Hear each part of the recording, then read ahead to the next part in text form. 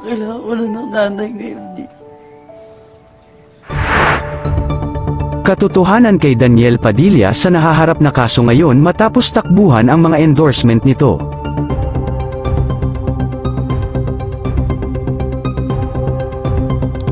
Hinahabol ng mga bigating endorsement ang aktor na si Daniel Padilla, matapos hindi nito ma-endorso ang ini-endorse nito na mga product sa pagkuha dito bilang ambassador.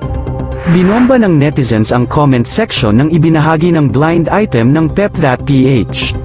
Inihayag ng article ng Pep kung saan may isang artistang sikat ang hinahabol ng kanyang mga sponsor sa endorsement nito sa iba't ibang product na balak sana nitong i-endorse. Ang pumasok agad sa isip ng publiko ay walang iba kundi ang sikat na male kapamilya celebrity na si Daniel Padilla. Kailangan ko na ng nanay ngayon.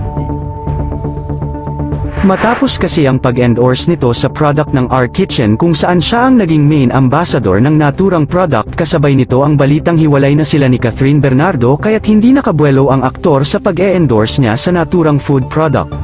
Kaya't sa usap-usapan sa ibinayad dito ng R Kitchen sa naging talent fee ng aktor ay hindi makatarungan dahil walang naging balik sa kanila ang pagiging main ambassador ni Daniel dahil hindi niya ito in-endorse dahil sa hiwalayan nila ni Catherine Bernardo. Kailangan ko na ng nanay ngayon. Mukhang madedemanda si Daniel kung hindi niya ito magagawa ng paraan.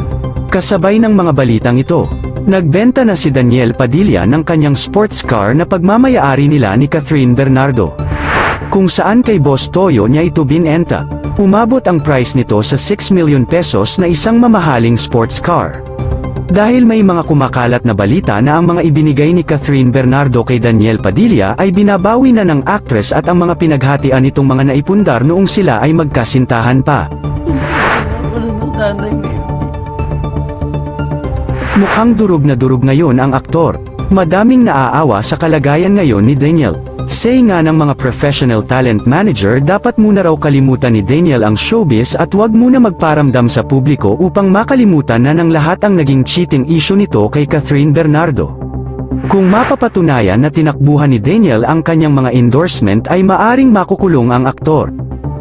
Kailangan ko na ng nanay ngayon.